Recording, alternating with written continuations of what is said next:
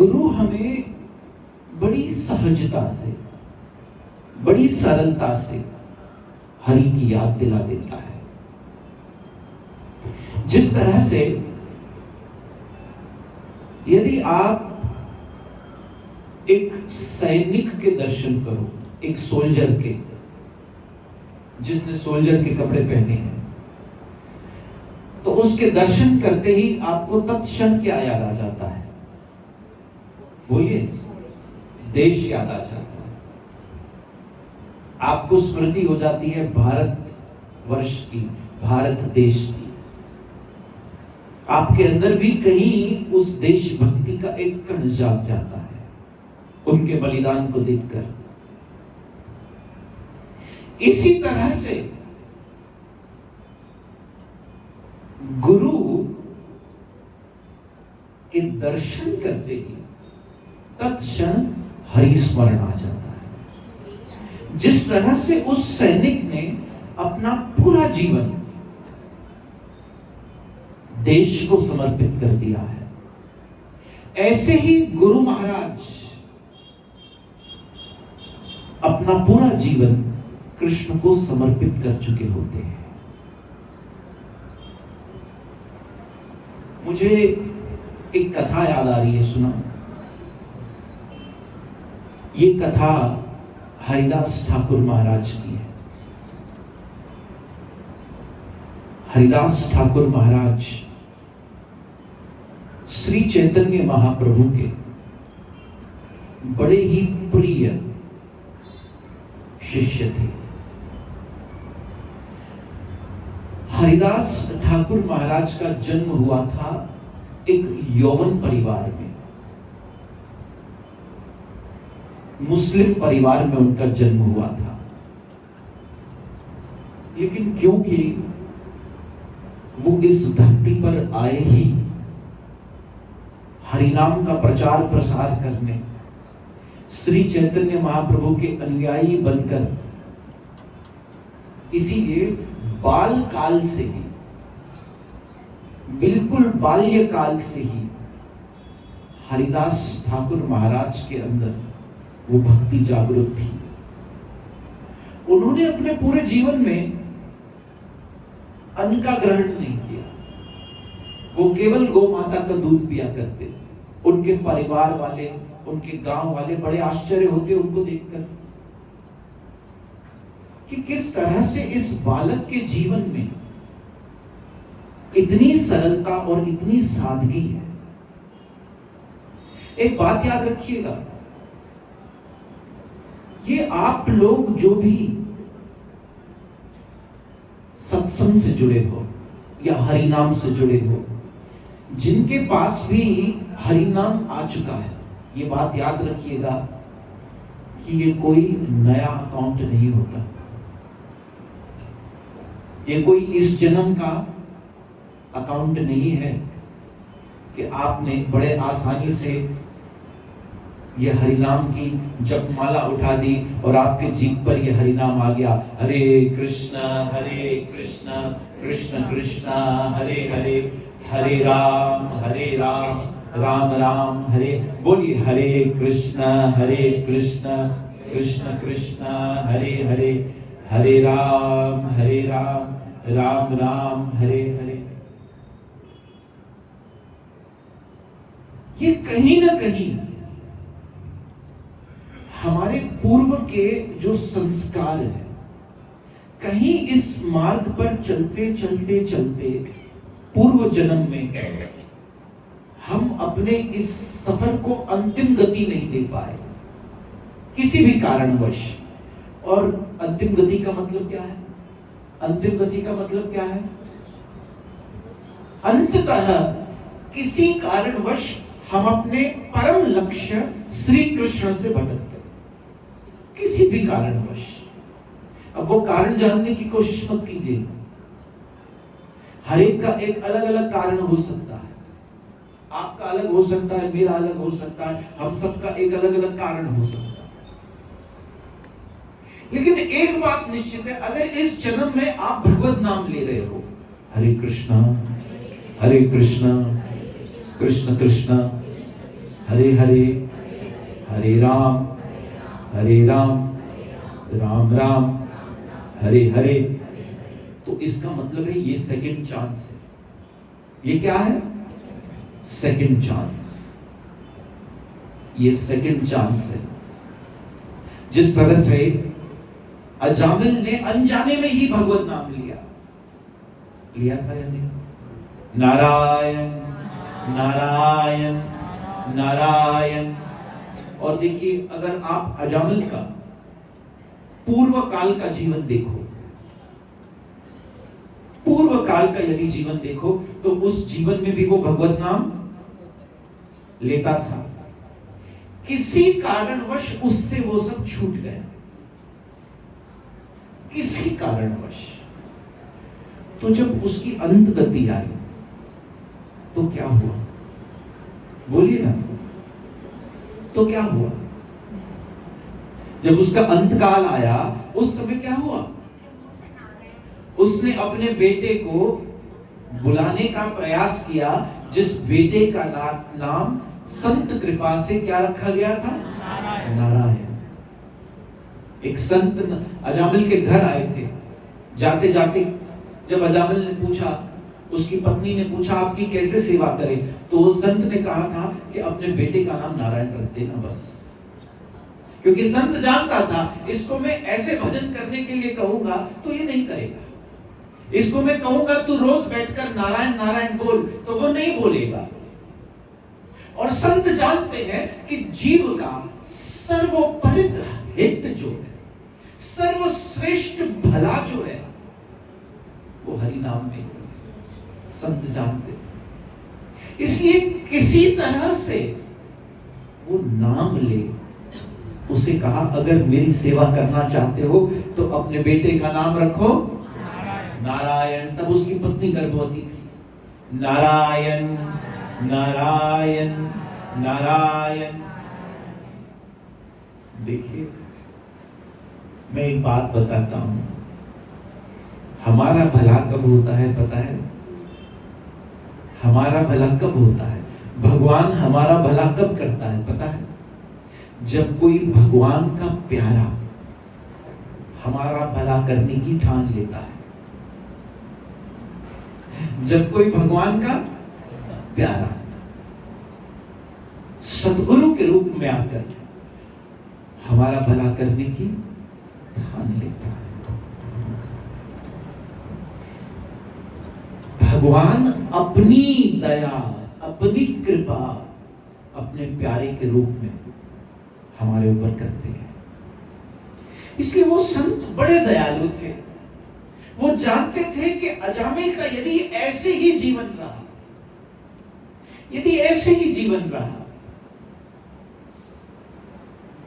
तो इसका अंत बड़ा खतरनाक होगा। एक बात याद रखिएगा, बात याद रखिएगा, आप यदि मुंबई से फ्लाइट में टेक ऑफ कर चुके हैं, हमारे गुरु महाराज उस दिन ही इस बात को बता रहे थे, यदि आप मुंबई टू दिल्ली जा रहे हैं और फ्लाइट मुंबई से टेक ऑफ कर चुकी है, अब कहां उतरेगी? कहां उतरेगी? बीच में कहीं उतर सकते हो। अब उसका नेक्स्ट स्टॉप दिल्ली है। इसी तरह से जन्म हम सबका हो चुका है। अब नेक्स्ट स्टॉप क्या है? नेक्स्ट स्टॉप मृत्यु है। नेक्स्ट स्टॉप क्या है? मृत्यु है। और नेक्स्ट स्टॉप पर मान लीजिए कोई फ्लाइट में तस्करी कर रहा है। तस्करी मतलब स्मगलिंग। किसी ने दुबई से बहुत सारा सोना, को पता है सोना छुपाने के कई रास्ते होते हैं, कई तरीके होते हैं। एक बार ऐसी खबर आई कि एक एयर होस्टेस ने अपने सैंडल के हील में छुपा कर रखा था सोना। कई बार तो कुछ ऐसी दवाइयां अगर उन्हें स्मगल करनी होती है तो किसी को खिला देते हैं पैक करके, और फिर वो यहां आ जाते हैं और फिर वो दवाइयों को निकालते हैं। अलग अलग तरीके होते हैं। कभी कभी किसी के वॉच में असली हीरे जड़ देते हैं ताकि वो व्यक्ति सुरक्षित बाहर आ जाए और फिर उसकी चेकिंग हो, वो पकड़ा जाए, वो पकड़ा न जाए। तो इस तरह से अगर मान लीजिए कोई व्यक्ति दुबई से खूब सारा सोना स्मगल करके आ रहा है और अगर उसके बारे में कस्टम ऑफिसर को पता चल गया, अब वो व्यक्ति तो वहां से टेक ऑफ कर चुका है, उसकी फ्लाइट कहां लैंड होगी? हाँ बोलिए। उसकी फ्लाइट उसके डेस्टिनेशन पर लैंड होगी मुंबई में। अब वहां कस्टम ऑफिसर खड़ा है, तो मुझे बताइए ये व्यक्ति की हालत क्या होगी? ये खुश होगा, बिल्कुल रिलैक्स होगा, कैसा होगा? बिल्कुल चिंता में होगा, उसके पसीने छूट रहे होंगे कि मैं वहां जाऊंगा और मैं पकड़ा जाऊंगा, और शायद वहां जाने के पहले ही कोई ऐसी गलती कर देगा जिससे वो पकड़ा जाएगा। अब देखिए, समझिए। और जो अपने बच्चों से मिलने जा रहा है, मान लीजिए किसी का भाई इंडिया में रहता है और वो दुबई से उससे मिलने आ रहा है कई सालों बाद। मान लीजिए किसी की बेटी वहां रहती है, मान लीजिए किसी के माता पिता वहां रहते हैं, तो वो व्यक्ति जब मुंबई एयरपोर्ट पर उतरेगा उसका भाव कैसा होगा? बोलिए बोलिए ना। बिल्कुल खुश होगा, भले ही वो इकोनॉमी से आया है और वो जो गोल्ड स्मगल कर रहा है वो बिजनेस क्लास से आया है, लेकिन जानता है कि मैं यहां पकड़ा जाने वाला हूं। तो मुझे बताइए, बिजनेस क्लास में बैठा बैठा भी उसके पसीने नहीं छूट रहे होंगे? हाँ, कि पकड़ा जाऊंगा पकड़ा जाऊंगा पकड़ा जाऊंगा, क्योंकि कहीं मन जानता है कि उसने गलत किया है।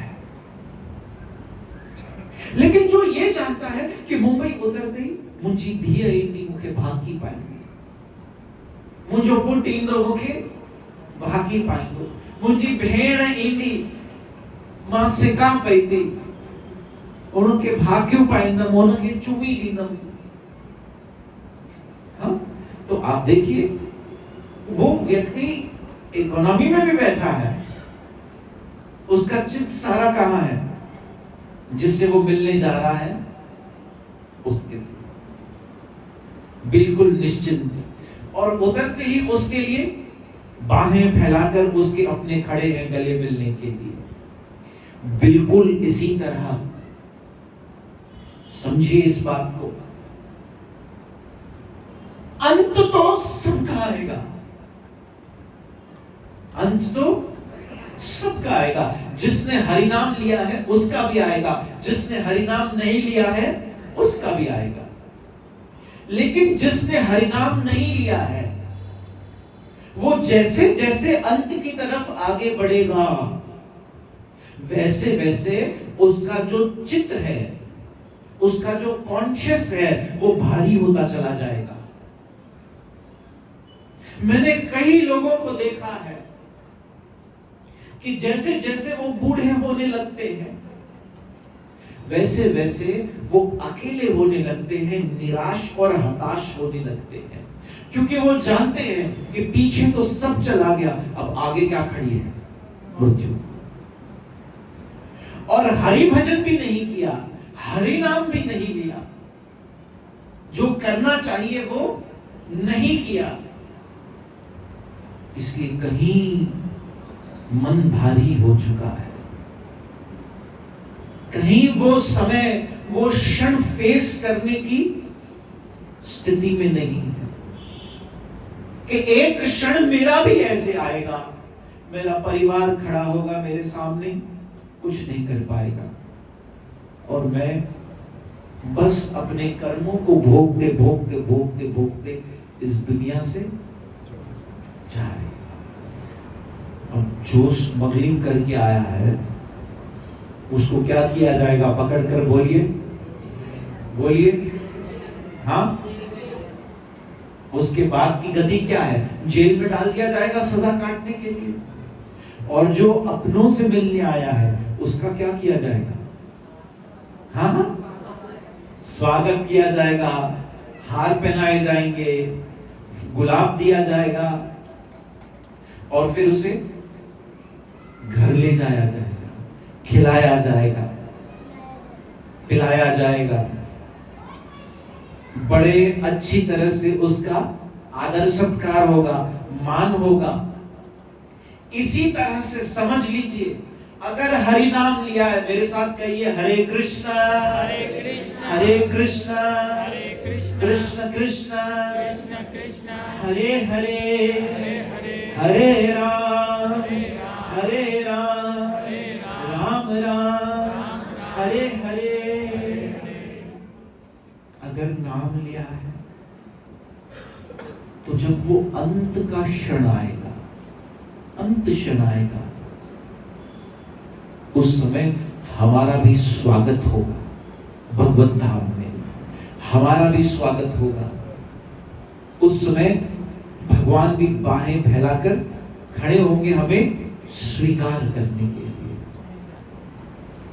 उस समय हम भी अपने के साथ अपने घर, कौन सा घर? जिसके लिए गीता में श्री कृष्ण कहते हैं, न तद भास्यते सूर्यो न शशांको न पावकः यत् गत्वा न निवृतन्ते तद धाम परम मम। हे अर्जुन, वो मेरा परम धाम है जहां न सूर्य की आवश्यकता है, न चंद्रमा की आवश्यकता है, जहां अंधकार है ही नहीं, जहां न बुढ़ापा है, जहां न बीमारी है, जहां न जन्म है, जहां न मृत्यु है। ऐसे परम धाम में आने के बाद जीव को दोबारा जन्म नहीं लेना पड़ता, पुनर्जन्म न विद्यते, उसे कोई सजा काटने कहीं नहीं जाना पड़ता, वो सदा के लिए सर्वदा के लिए मेरे साथ वास करता है। बताइए, देखिए दो प्रकार के जीवन है, दो प्रकार के जीवन है। एक है लंबा जीवन और एक है महान जीवन। कौन सा जीवन चाहिए आपको? एक होता है लंबा जीवन और एक होता है महान जीवन। कांटे का जीवन बहुत लंबा होता है, वो कई साल, कई सौ साल तक चल सकता है। एक कांटा यदि सूख भी जाए तो वो कांटा ही रहता है, लेकिन उसका जीवन ऐसा रहता है कि जब तक रहेगा किसी न किसी को चुभता रहेगा। कांटे का स्वभाव क्या है? हाँ, चुभना। कांटे का जीवन बड़ा लंबा है, लेकिन जब तक रहेगा किसी न किसी को चुभता रहेगा। फूल का जीवन बड़ा छोटा है, लेकिन जब तक रहेगा खुशबू देता रहेगा। फूल एक दिन जिए, 2 दिन जिए, 3 दिन जिए, लेकिन जब तक रहेगा खुशबू देता रहेगा। ऐसे ही आपका जीवन लंबा हो ना हो, महान होना चाहिए। और महान जीवन वही है जो औरों को प्रेम, प्यार, खुशी और भगवान का नाम बांटता रहे। किस तरह से इंसान नफरत करते करते, एक दूसरे से द्वेष करते करते, एक दूसरे से झगड़ा करते करते, कलह करते करते इस दुनिया से चला जाता है। मैं तो कहता हूं ये दुनिया बहुत, ये जीवन बहुत छोटा है, इसमें प्यार करने की फुर्सत नहीं है। लोग नफरत करने के लिए समय कहां से निकाल देते हैं? क्यों होती है हमारे अंदर घृणा औरों के प्रति? क्यों होती है हमारे अंदर औरों के प्रति द्वेष बुद्धि? क्योंकि जब तक मैं आज एक विचार कर रहा था, देखिए चिंतन चलते रहना चाहिए। एक विचार आ रहा था मन में, विचार आ रहा था कि अगर कोई व्यक्ति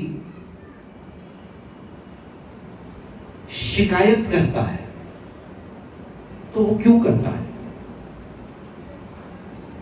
क्योंकि मैंने देखा, एक साइकोलॉजिकल स्टडी आपको बताऊं, ये मैंने ऑब्जर्व करके देखा कि कहीं पर भी व्यक्ति किसी न किसी की शिकायत तो करता रहता है। जैसे अगर ऑफिस में देखिए, तो जैसे ही किसी को समय मिलेगा आपस में कलीग्स बैठेंगे, फिर वो किसी न किसी की बुराइयां करते रहेंगे। किसी शादी में जाएंगे, हम सारी चीजें हमने खा पी के चट कर ली, लेकिन फिर भी कोई ना कोई बात होगी जिसपे हम शिकायत करेंगे। मुखे फुलको तक खा रहे हैं पर थतो हुए। एक शादी में तो मैंने देखा, एक माता गई फुलका लेकर, जिसके बेटे की शादी थी उसी के हाथ पे रख दिया, 10 किलो थदो फुलको आ। धन्य है तो मां। और थोड़ी देर बाद देखा तो उसी की थाली पूरी भरी हुई थी, ऐसी भरी हुई थी कि बेचारे नूडल्स सुसाइड कर रहे थे प्लेट से। रायते और पापड़ में कोई अंतर नहीं रह गया था, पापड़ रायते पर तैर के पूरा पिघल गया था। अगर तुम्हें खाने से इतना ही प्रॉब्लम है तो तुमने थाली भरी क्यों भाई? आज व्रत कर लेते,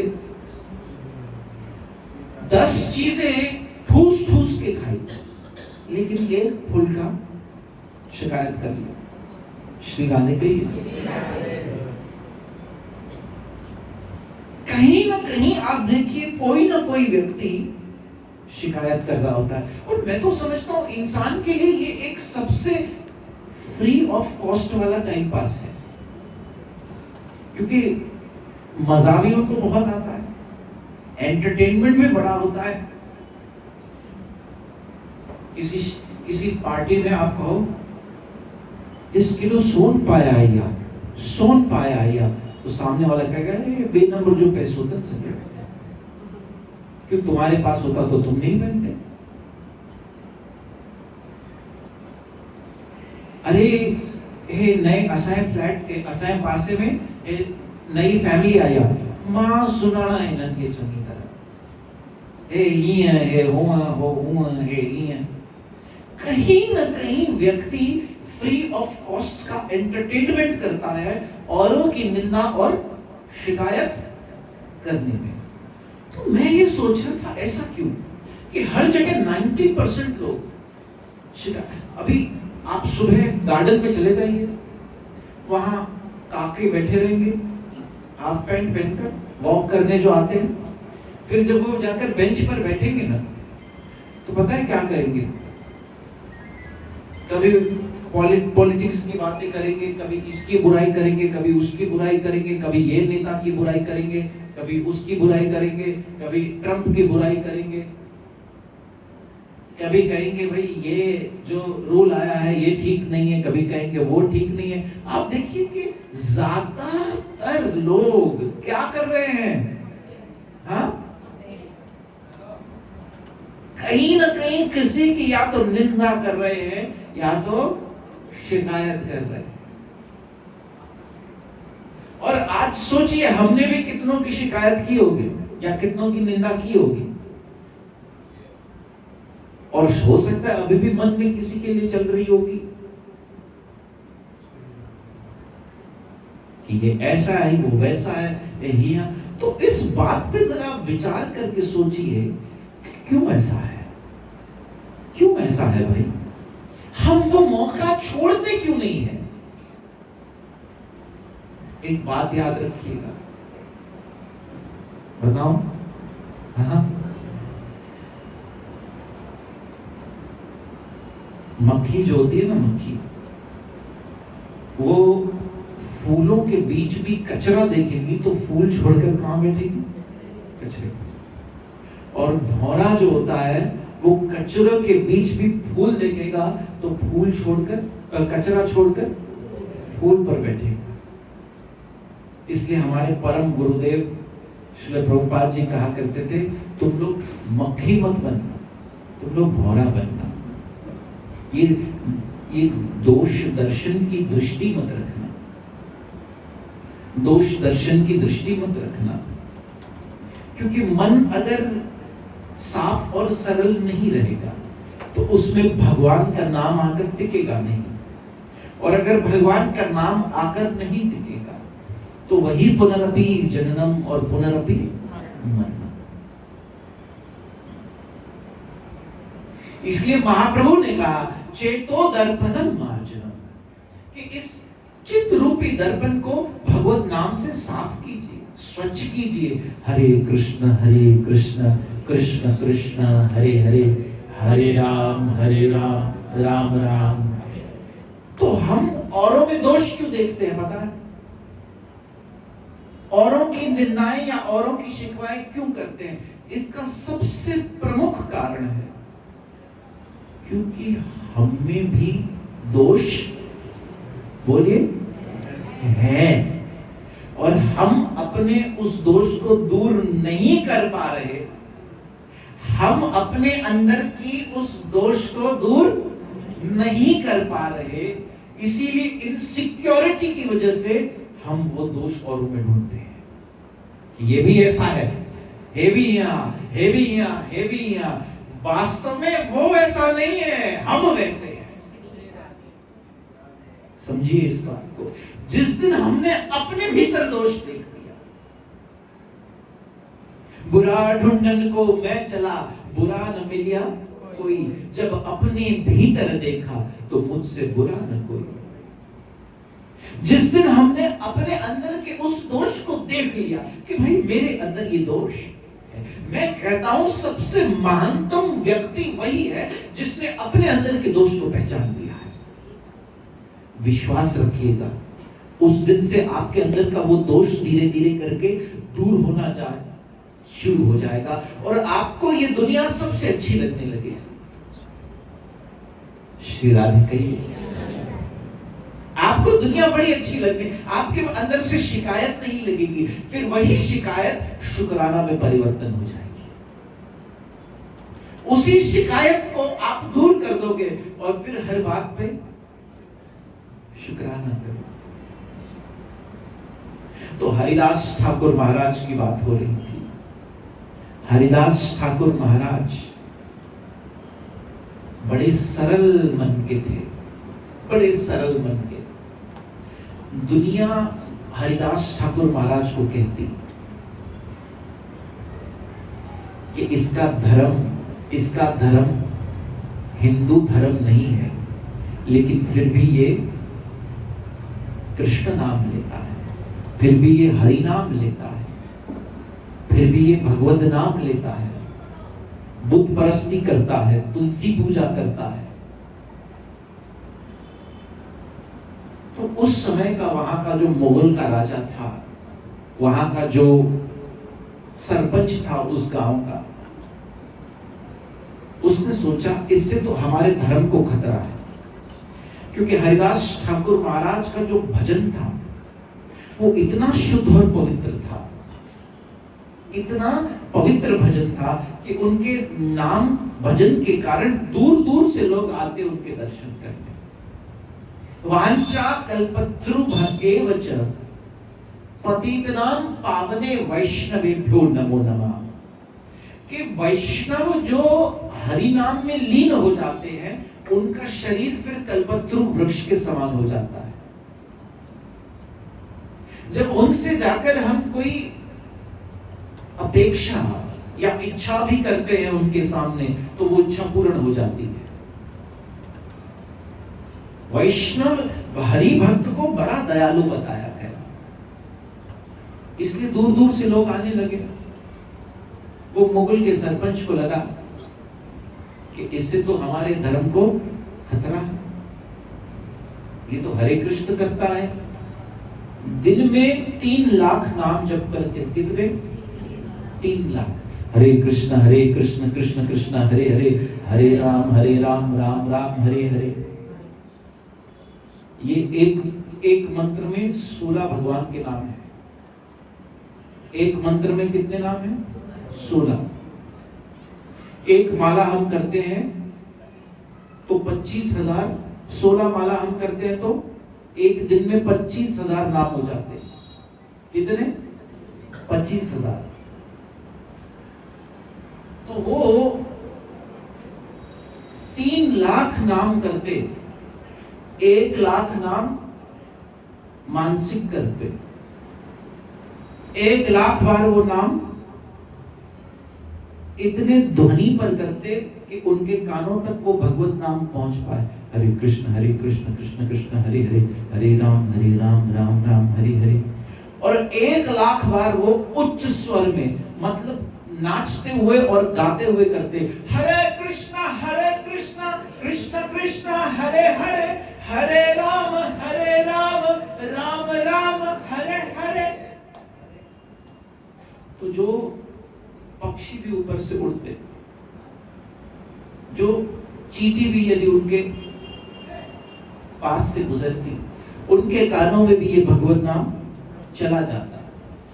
और वो पक्षी, वो चींटी, वो हर प्रत्येक जीव, वो व्यक्ति जो उनके पास से गुजरता, वो पवित्र होता चला जाता। कितने अच्छे थे वो दिन, जब हमारे घर में हमारे बड़े बूढ़े फोन उठाते तो कहते थे जय श्री कृष्णा, जय श्री राम। आज मैं चाहता हूं आप अपने घर में जाओ तो एक बार जोर से कहो जय श्री कृष्ण, राधे राधे। कि घर में जितने लोग हैं, चाहे वो हमारे परिवार के लोग हैं या कुछ इंसेक्ट्स हैं, कुछ छोटे छोटे जीव हैं, कुछ चींटियां हैं, उन सबके कानों में ये भगवत नाम जाए, हरे कृष्णा हरे कृष्णा कृष्ण कृष्ण हरे हरे, हरे राम राम राम हरे हरे। कितने अच्छे वो दिन थे जब फोन उठाते ही कहते बोलिए। अभी तो हम कहते हैं हेलो, मां चवा तो ब हेलो सभी के बुधन पौंदा है। 2 हेलो है जो सबको सुनने पड़ते हैं, एक है इंग्लिश का हेलो और एक है हिंदी, एक है सिंधी का हेलो। अभी जवानी में हम सब इंग्लिश वाला हेलो ज्यादा कहते हैं, hello hello how are you, hello. लेकिन जब बूढ़े हो जाते हैं तो हमको सिंधी वाला हेलो ज्यादा सुनने मिलता है, हेलो अम्मा, हेलो हेलो हेलो। सत्संग में वनो राधे श्याम जो सत्संग आ,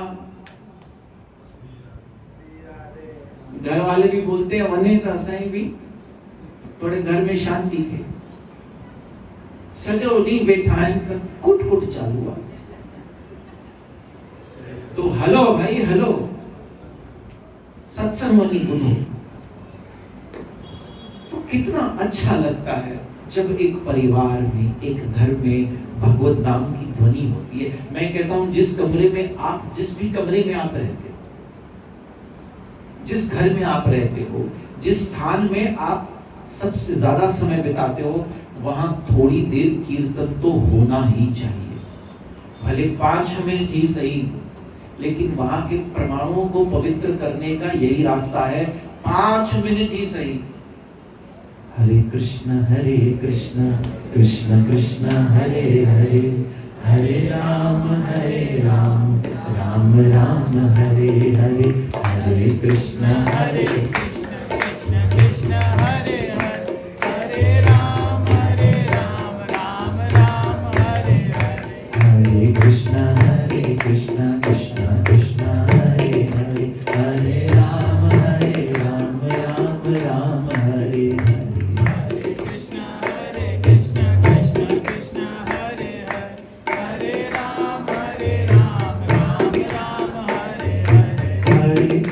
हरे कृष्ण कृष्ण कृष्ण हरे हरे, हरे राम राम हरे हरे, हरे कृष्ण कृष्ण कृष्ण हरे हरे, हरे राम राम हरे हरे, हरे कृष्ण कृष्ण कृष्ण हरे हरे, हरे राम राम हरे हरे, हरे कृष्ण कृष्ण कृष्ण हरे हरे, हरे राम राम हरे हरे, हरे कृष्ण कृष्ण कृष्ण हरे हरे, हरे राम राम हरे हरे।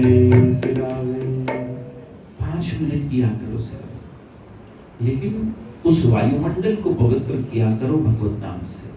आप देखिए कि वो घर जिसमें झगड़े होते हैं, वो घर जिसमें कलह होता है, वो घर जिसमें हर व्यक्ति निराशा से झूझ रहा है, उस घर में कैसे खुशियां आएंगी, कैसे पवित्रता आएगी, कैसे सब लोग एक दूसरे से प्यार करने लगेंगे। क्योंकि भगवत नाम की जो वाइब्रेशंस हैं वो सारी नेगेटिविटी को दूर भगा। अब हम सब अंदर से बैठे हैं तपे हुए और अंदर ही अंदर जल मर रहे हैं, और वही वाइब्रेशन सारे घर में फैल रहे हैं। पति वाड़ा है तो पत्नी भी वाड़ी होती है, आता मां जी सटक ली। इसलिए एक रास्ता है उस वातावरण को पवित्र करने का कि कुछ देर भगवत नाम का कीर्तन। हरिदास ठाकुर महाराज उच्च स्वर से 1,00,000 बार हरि नाम का उच्चारण करते, सारे वायुमंडल को पवित्र करते, सभी जीवों को पवित्र करते। जो पास से गुजरता उसमें पवित्रता का प्रवेश हो जाता।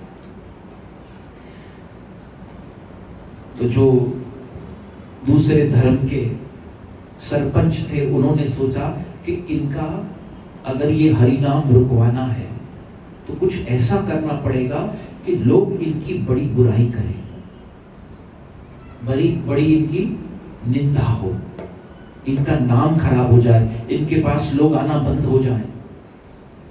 तो वहां की एक वेश्या से वो कहता है, गणिका से कहता है कि जाओ संध्या के समय हरिदास ठाकुर महाराज को जाकर अपने वश में कर लो। देखिएगा, समझिएगा, कबीर गुरु दर्शन से साहेब आवे याद। देखिएगा कि भगवान का नाम क्या करता है। जाओ संध्या के समय जब अंधेरा हो जाए तो हरिदास ठाकुर महाराज के भजन कुटिया में जाओ और उसे अपने वश में कर लो, और जैसे ही उसे अपने वश में कर लो तो तुम चिल्लाना, चीखना, हम सब आकर पकड़ लेंगे। और तब देखेगा ये गांव कि हरिदास ठाकुर महाराज गिर गए अपनी स्थिति से। वो गणिका शाम के समय हरिदास ठाकुर महाराज के भजन कुटीर में जाती है, और हरिदास ठाकुर महाराज उस समय अब 18 घंटे भजन किया करते हो। जिस भी समय जाओ वो तो, क्योंकि उस बात को वो समझ गए थे, इस बात को वो समझ गए थे कि भई प्राप्त मानक देहिया, गोविंद मिलन की यही तेरी प्रिया, और काज तेरे किते न काम, मिल साध संग भज केवल नाम। ये बात उनके सद्बुद्धि में विराजमान और स्थापित हो चुकी थी कि और कुछ मेरे काम आने ही नहीं वाला, तो मैं सिर्फ भजन क्यों न करूं। इसलिए श्री चैतन्य महाप्रभु ने हरिदास ठाकुर महाराज को नाम आचार्य की उपाधि दी कि ये भगवत नाम के आचार्य हैं। तो जब हरिदास ठाकुर महाराज के कुटीर में पहुंची तो हरिदास ठाकुर महाराज भजन कर रहे थे, हरे कृष्ण कृष्ण कृष्ण हरे हरे, हरे राम राम राम हरे हरे, हरे कृष्ण कृष्ण कृष्ण हरे हरे, हरे राम राम राम। तो देखा कि ये वैश्या आई है, कहा कि मैं आपकी शरण में आई हूं। वैश्या का इंटेंशन कुछ और था। तो हरिदास ठाकुर महाराज ने कहा, देख तुझे मुझसे जो भी चाहिए, एक बार मेरा भजन पूरा होने दे, उसके बाद मैं तुझे वो दे दूं। तो बस यहां तब तक बैठी रहे। कहा ठीक है। वो गणिका वहां बैठी रही और हरिदास ठाकुर महाराज का भजन चलता रहा। कहा बस ये पूरा हो जाए, फिर तुझे जो मनोकामना लेकर आई है, जो इच्छा लेकर आई है, वो हो जाएगा। भजन चलता रहा, हरे कृष्ण कृष्ण कृष्ण हरे हरे, हरे राम राम राम हरे। भजन करते करते करते करते ब्रह्म मुहूर्त आ गया, सुबह हो गई और ये वैश्या यहीं बैठी भजन सुन रही थी। सिर्फ क्या कर रही थी? अब प्रात सवेरे जब बिल्कुल उजाला हो गया, सूर्य की किरणें आ गई, तो उस वेश्या ने कहा, महाराज अब मैं जाती हूं। कहा कोई बात नहीं, तू एक काम कर, कल आना। कहा ठीक है, मैं कल आऊं। तो जिसने उस गणिका को भेजा था उसने पूछा कुछ काम हुआ, तूने हमें बुलाया क्यों नहीं? कहा बिल्कुल काम हो गया है, आज वो अपने पूजा पाठ में लगे थे, कल मैं जरूर आपको बुलाऊंगी। दूसरे दिन फिर पहुंची, उसी संध्या के समय फिर हरिदास ठाकुर महाराज अपने भजन में थे। कहा बेटा तू बैठ जा, जब समय आएगा तो मैं अपनी भजन माला छोड़ दूंगा और तेरी बात सुनूंगा। कहा ठीक है। फिर भजन चलता रहा, हरे कृष्ण कृष्ण कृष्ण हरे हरे, हरे राम राम राम हरे हरे। फिर ब्रह्म मुहूर्त आ गया। अब आज जब वो वेश्या उठी, तब आज उसका जो मन था वो धीरे धीरे परिवर्तन होने लगा था। हरिदास ठाकुर महाराज ने कहा तू कल आ जा। तीसरे दिन फिर वो उसी समय पहुंची। तीसरे दिन फिर हरिदास ठाकुर महाराज अपने भजन में थे। कहा बेटा तू बैठ जा, समय आने पर मैं तेरी बात सुन लूंगा। हरे कृष्ण कृष्ण कृष्ण हरे हरे, हरे राम राम राम हरे हरे। सुबह तक ब्रह्म मुहूर्त तक भजन चलता रहा। आज वो वैश्या भी अपने मुख से हरि नाम जपने लगी थी। हरे कृष्ण कृष्ण कृष्ण हरे हरे, हरे राम राम राम हरे हरे। उसके जन्म जन्मांतर के सारे पाप ताप समाप्त हो गए, अंतर आत्मा से बिल्कुल पवित्र हो गई। वो वैश्या उठी, जल उठाया, तुलसी को अर्पण किया और भगवत नाम के कीर्तन में नृत्य करने लगी। माथे से पसीने की बूंदें जैसे ही टपकी, कीर्तन में नृत्य करते करते उसके सारे पाप ताप संताप बह गए। और प्रणाम करके कहा महाराज मैं कुछ देर में आती। गई, अपना सर मुंडवा दिया, साड़ी बड़ी सादी पहनकर आई और हरिदास ठाकुर महाराज के चरणों में क्षमा याचना की। कहा मैं आई तो थी आपका धर्म भ्रष्ट करने, लेकिन आपने मेरे मन का ही परिवर्तन कर दिया, इसलिए आप मुझे कृपया अपनी शिष्य के रूप में स्वीकार कर लीजिए। आज से मैं आपको वचन देती हूँ, मैं कोई बुरा कार्य नहीं करूंगी।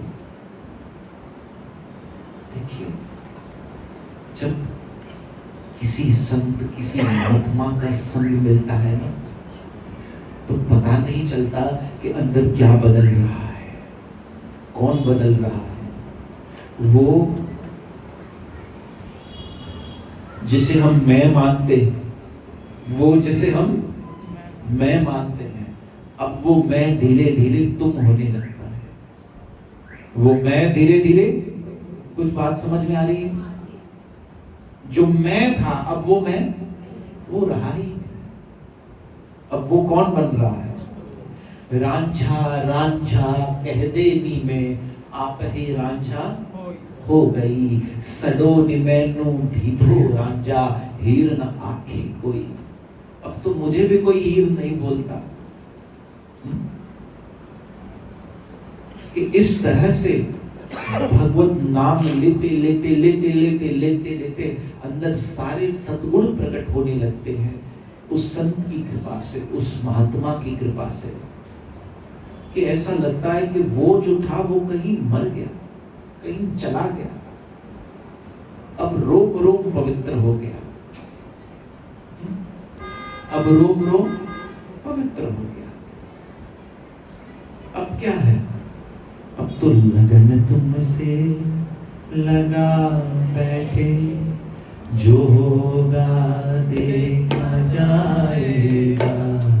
लगन तुमसे लगा बैठे, जो होगा देखा जाएगा। तुम्हें अपना बना बैठे, जो होगा देखा जाएगा। तुम्हें अपना सभी गाइए।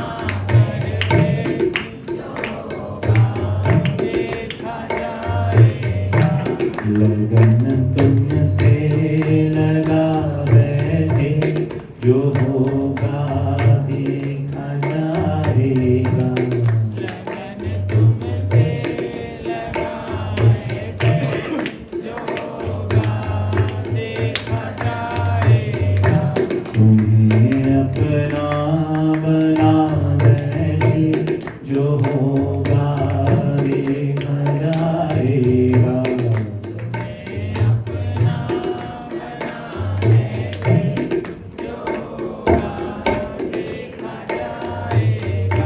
कभी दुनिया से डरते थे कि छुप छुप प्यार करते थे।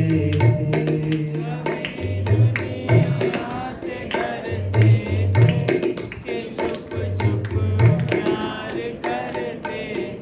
कभी दुनिया से डरते थे कि छुप छुप याद करते थे।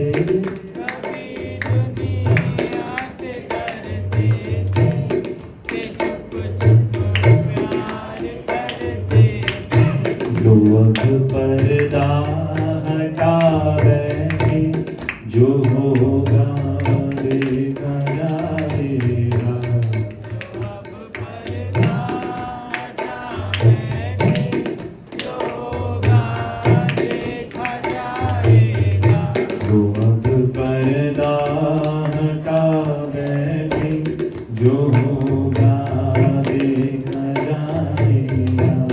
जो अब पर्दा हटा बैठे, जो होगा देखा जाएगा। लगन तुमसे लगा बैठे, जो होगा देखा जाएगा। लगन तुमसे लगा बैठे, जो होगा देखा जाएगा। तुम्हें अपना बना बैठे, जो होगा देखा जाएगा। अपना बना बैठे, जो होगा देखा जाएगा। हरे कृष्णा कृष्णा कृष्णा हरे हरे। कृष्णा कृष्ण कृष्ण हरे हरे।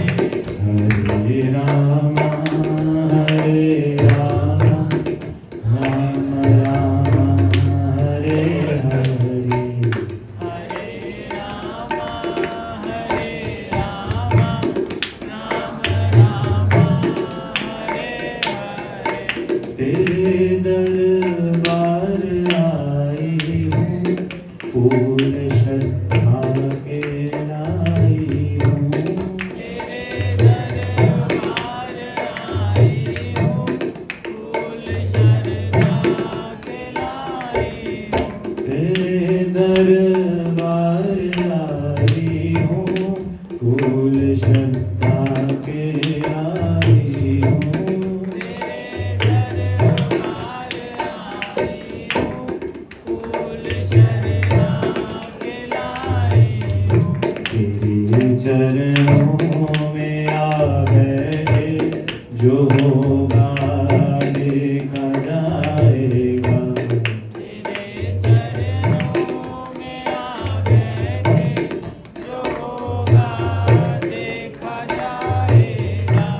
लगन तुमसे लगा बैठे, जो होगा देखा जाएगा।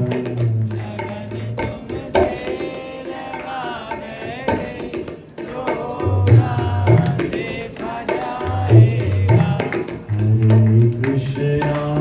हरे कृष्णा कृष्णा कृष्णा हरे हरे, हरे कृष्णा कृष्णा कृष्णा हरे हरे। हरे राम राम राम हरे हरे। हरे राम राम राम हरे हरे। जय श्री राम। आइए आज के इस सत्संग को यही विराम। 21 फरवरी से श्री चैतन्य लीला आरंभ हो रही है। हाँ बोलिए, माइक में बोलिए। इसको कुछ बोलना है बेचारे को।